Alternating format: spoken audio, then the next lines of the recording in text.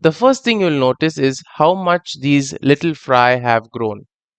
Bodies are fuller, more streamlined, and fins are strong, allowing smooth, confident swimming.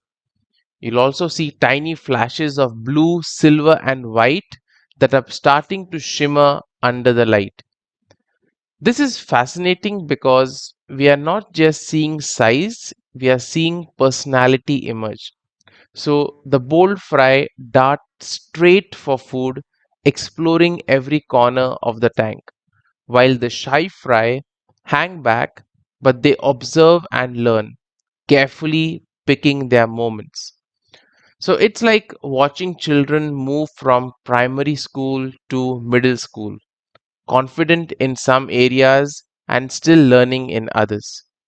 So, what fascinates you the most? Is it the fry's physical growth or is it their changing personalities? Well, drop your answers in the comments.